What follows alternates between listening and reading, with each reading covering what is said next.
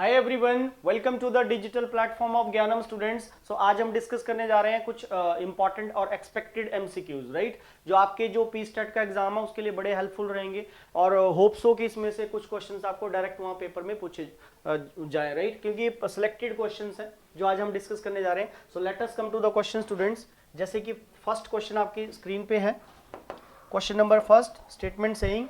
वैसे मैंने जो बैच गोइंग ऑन है उसमें मैंने कुछ क्वेश्चंस हमने डिस्कस ऑलरेडी करे हैं। जो जो जैसे फर्स्ट क्वेश्चन है, statement saying brainstorming technique is useful for what, right. तो हमें आंसर देना है कि ब्रेनस्टॉर्मिंग जो टेक्निक होती है ये कौन सी टेक्निक होती है। उसके लिए हमारे पास 4 ऑप्शंस है। So you people have to hit the right option, right. तो ब्रेनस्टॉर्मिंग टेक्निक की अगर हम बात करें तो बैच में मैंने क्लियर भी किया था, दोबारा एक बार बता देता हूं कि जैसे कोई एक प्रॉब्लम है, प्रॉब्लम एक ही रहेगी, राइट, और उसको जो है उस प्रॉब्लम को 25 स्टूडेंट्स को दे दिया जाता है या 20-25 बच्चों को प्रॉब्लम दे दी जाती है।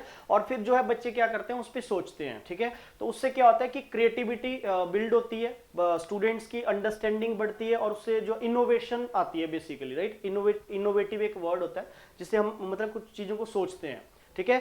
फिर प्रॉब्लम, जो एक प्रॉब्लम होगी उसके ऊपर आप डिफरेंट ओपिनियन, क्योंकि बोलते हैं different people have different thoughts, right, कि हर बंदे की अपनी सोच है, तो हर बच्चा उसके ऊपर सोचता है और फाइनली फिर हम एक कंक्लूजन पे पहुंचते हैं, मतलब उससे एक निष्कर्ष निकालते हैं। तो वो मतलब कैसे हमारी जो टीचिंग होती है उसमें क्या हेल्प करता है हमारा ये जो टेक्निक है। तो उसके लिए 4 ऑप्शन यहाँ पे दे रखी हैं। फर्स्ट बोल रहा है overcoming the problems of spelling. क्या भाई इस टेक्निक से हम जो स्पेलिंग्स की बच्चों को जो प्रॉब्लम्स आती है उसको ओवरकम करते हैं, राइट। अगर स्पेलिंग की प्रॉब्लम की बात की जाए तो ये क्वेश्चन भी हमने डिस्कस किया था कि स्पेलिंग की जो प्रॉब्लम होती है स्टूडेंट्स, वो सिर्फ और सिर्फ डिक्टेशन से हेल्प होती है उससे, राइट। जैसे किसी बच्चे को टीचर डिक्टेट करेगा स्पेलिंग को, बच्चा उसको लिखेगा और फिर उसमें अगर कोई गलती करेगा तो टीचर उसको इंप्रूव करेगा। तो स्पेलिंग वाला तो ये बिल्कुल डिस्कार्ड हो जाएगी ऑप्शन, ये तो नहीं बन पाएगा, क्योंकि ब्रेनस्टॉर्मिंग टेक्निक से हम जो है स्पेलिंग वाली जो प्रॉब्लम रहती है उसको ओवरकम करने में हेल्पफुल नहीं होती है टेक्निक। तो रॉन्ग आंसर है। सेकंड बोल रहा है helping students in forming new sentences. तो ये भी बिल्कुल इररेलेवेंट ऑप्शन है, ठीक है, इलॉजिकल ऑप्शन है कि सेंटेंसेस को बनाने में हमें मतलब हेल्प होती है स्टूडेंट्स को, तो ऐसा नहीं है, ठीक है।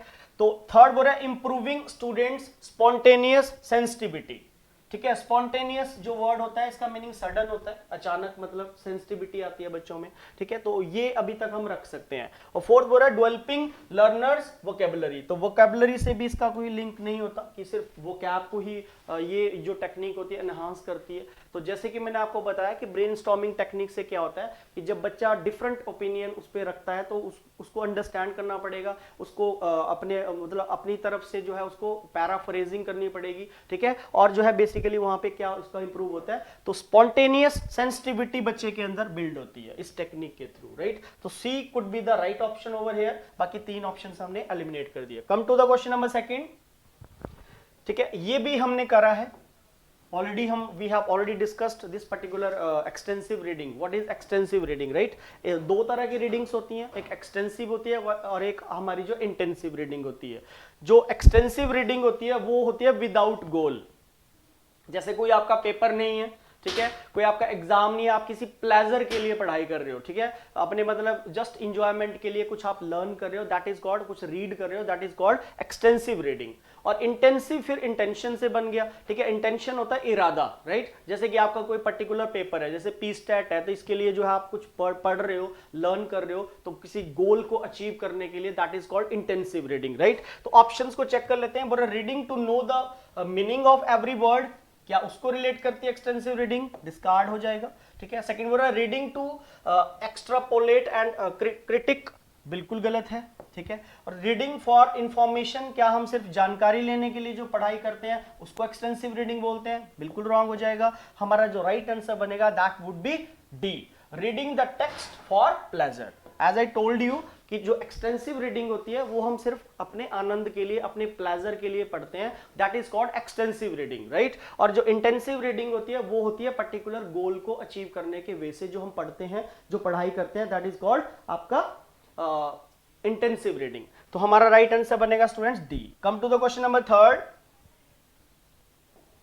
अब ये जो एक्टिविटी होती है, बोला role play is an activity for promoting. भाई रोल प्ले जो एक एक्टिविटी करवाई जाती है टीचर के द्वारा, वो क्या प्रमोट करने के लिए की जाती है, ठीक है? क्या असाइनमेंट को बिल्ड करने के लिए, लिसनिंग को, राइटिंग को, या स्पीकिंग एंड लिसनिंग? तो इसके ऊपर आप एक बार सोचें, इसका जो राइट आंसर होगा, what could be the right answer for this? तो role play is an activity for what? तो इसका आंसर जो है क्या हो सकता है? क्या ये असाइनमेंट को बिल्ड करता है, लिसनिंग को करता है, स्पीकिंग एंड लिसनिंग को करता है? तो इसका जो राइट आंसर बनेगा that would be D. Speaking and listening को बिल्ड करने के लिए ये एक्टिविटी हमें हेल्प करती है, ठीक है? Come to the question number 4। ये क्वेश्चन काफी इंपॉर्टेंट है और ये पूछा गया है एक दो बार, ठीक है? इंपॉर्टेंट क्वेश्चन है। विच one of the following is not a language component? मतलब ये जो 4 कंपोनेंट्स यहाँ पे मेंशन्ड है, तो इनमें से आपको बताना है कि इनमें से जो है कौन सा कंपोनेंट लैंग्वेज से रिलेट नहीं करता, ठीक है? तो is not a language component कौन सा नहीं है? क्या ग्रामर नहीं है? ठीक है, ग्रामर हो सकता है, स्पीच हो सकता है, साउंड सिस्टम हो सकता है, या मैन्यूस्क्रिप्ट हो सकता है। अब मैन्यूस्क्रिप्ट का मीनिंग आपको पता होगा, जो मतलब कुछ भी होता है, जो क्या होता है, what is the meaning of manuscript? तो मैन्यूस्क्रिप्ट का मीनिंग बेसिकली कुछ भी होता है जो रिटन होता है by hand rather than typed, और जो प्रिंटेड जो डाटा नहीं होता है, जो हाथ के द्वारा लिखा जाता है। तो ये वाला जो कंपोनेंट है ये लैंग्वेज का नहीं होता, ठीक है? सो ग्रामर इसका कंपोनेंट होता है लैंग्वेज का, ठीक है? स्पीच इसका कंपोनेंट होता है, फोनेटिक्स जो साउंड की स्टडी होती है वो भी लैंग्वेज का ही कंपोनेंट होता है। बट सिर्फ मैन्यूस्क्रिप्ट एक ऐसी ऑप्शन है जो इसका कंपोनेंट नहीं माना जाएगा, राइट? सो 4th का राइट आंसर डी बनेगा। Come to the question number 5। ये वाली जो एक्टिविटी है ये भी हमने पहले पढ़ी हुई है, ठीक है? ये मैंने पढ़ाया था, pre reading activity is meant for. मतलब प्री रीडिंग जो एक्टिविटी बनाई गई है वो किसके लिए बनी हुई है, ठीक है? एक प्री रीडिंग होती है स्टूडेंट्स और एक पोस्ट रीडिंग होती है। प्री रीडिंग वो रीडिंग होती है जब मतलब कोई भी आपका जो टीचर है, शिक्षक है, शिक्षिकाएं हैं, जो भी वो पढ़ाएंगे, ठीक है, जो भी वो उनका जो नेक्स्ट चैप्टर है उससे रिलेट, इंटर रिलेटेड जब कुछ आप पहले ही पढ़ के आ जाते हो, ठीक है, that is called pre reading. Pre होता ही पहले से है। और पोस्ट रीडिंग होती है कि जब आपको कुछ लेसन पढ़ा दिया गया है, कुछ स्टोरी आपको टीचर ने पढ़ा दी है, ठीक है, सुना दिया, स्टोरी को पढ़ा दिया है, ठीक है, आफ्टर दैट जो है आप उसके ऊपर एक समरी निकालते हो, उसका कंक्लूजन निकालते हो, दैट इज कि उसका मॉरल क्या था, वो फिर पोस्ट रीडिंग होती है। तो ऑप्शंस को एक बार चेक कर लेते हैं। बोला connecting the whole class with one another, बिल्कुल गलत है। Giving information about the writer of the text, wrong option है, right? Teaching the grammatical items given in the text, क्या ग्रामेटिकल जो आइटम्स होती हैं उनको पढ़ाने से रिलेट करती है? या लास्ट ऑप्शन हमारा बोल रहा है यहाँ पे connecting previous knowledge and taking the learner into the text. तो ये डी वाला आंसर हमारा यहाँ पे राइट बनेगा। एज आई टोल्ड यू कि प्री रीडिंग वही टेक्निक होती है, प्री रीडिंग वही एक्टिविटी होती है जिसमें हम कुछ जो पढ़ाया जाता है उससे रिलेटेड, कुछ इंटर रिलेटेड हम पहले से ही पढ़ के आ जाते हैं। तो यही ऑप्शन बनेगा कि प्रीवियस जो नॉलेज है उसको कनेक्ट करना and taking the learner into the text, और उसको मेन टेक्स्ट पे लेके आना। So that is called pre reading, right? Come to the question number 6, important है ये क्वेश्चन भी इंपॉर्टेंट है। While teaching a prose text which one of the following activities a teacher must undertake. मतलब जब कोई प्रोज को पढ़ाया जाता है, प्रोज या टेक्स्ट को टीच किया जाता है, तो कौन सी ऐसी टेक्निक है आउट ऑफ दीज 4 जो मतलब टीचर को हेल्प करती है, उसको सपोर्ट करती है? तो बोल रहा है क्रिएट अ सब text, consulting a dictionary, paraphrasing the text, या फिर लास्ट में बोला है इसने ट्रांसक्रिप्शन, ठीक है? तो इसका जो राइट आंसर बनेगा स्टूडेंट्स, हमने बैच में भी एक क्वेश्चन किया था, एमसीक्यू करवाया था मैंने आपको, जिसमें स्कीमिंग था, पैराफ्रेजिंग था, इन्फ्रेंस करना, ठीक है, इन्फ्रेंस अनुमान लगाना होता है, अजम्पशन लगाना होता है। पैराफ्रेजिंग होता है जब हम अपनी लैंग्वेज में, when you write something in your own language, in your own wording, but the original context must be maintained over there, right? जो ओरिजिनल कॉन्टेक्स्ट है, ओरिजिनल जो आइडिया है वो मेंटेन आपका रहना चाहिए, ठीक है, उसको बिना बदले जब हम अपनी लैंग्वेज में कुछ लिखते हैं, that is called paraphrasing, right? तो ये वाली जो टेक्निक है, ये वाली जो टेक्निक है सबसे बेस्ट होती है। सो जब हम प्रोज पढ़ाते हैं, प्रोज या टेक्स्ट पढ़ाते हैं, ठीक है, तो इन 4 एक्टिविटीज में से पैराफ्रेजिंग जो टेक्निक है, पैराफ्रेजिंग जो मेथड है वो सबसे बेस्ट होता है। कि जैसे कोई डिफिकल्ट लैंग्वेज है उसको टीचर अपनी लैंग्वेज में थोड़ा इजी वे में पढ़ाए, ठीक है, और जो है ओरिजिनल जो आइडिया है वहाँ पे जो बताया गया उसको मेंटेन रखे, उसको मेंटेन रखते हुए उसको बिना बदले जो है जब हम कुछ करते हैं that is called paraphrasing, right. चलिए next, the study of words and their meaning is known as what. ये क्वेश्चन मैंने आपको पहली जो फर्स्ट वीडियो आपको डाली थी हमने यूट्यूब पे, उसमें भी मैंने ये क्वेश्चन करवाया था, फर्स्ट ही क्वेश्चन था ये, ठीक है। वर्ड्स की जो स्टडी होती है वो होता है हमारा सिमेंटिक्स, राइट। लैंग्वेज की जो स्टडी होती है वो होता है लिंग्विस्टिक।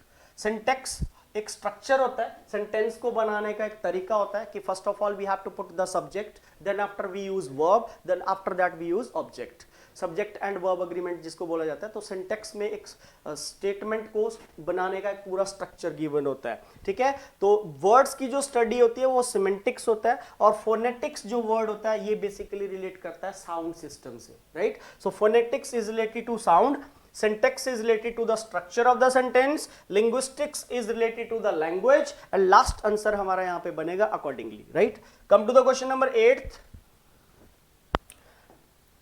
भाई इस अप्रोच के ऊपर भी एक क्वेश्चन पूछा जाता है, स्ट्रक्चरल अप्रोच कौन सी होती है, right. Structural approach lays stress on, मतलब ये जो अप्रोच है ये किस पे ज्यादा जोर डालती है, राइट। तो ये आपको देखना पड़ेगा।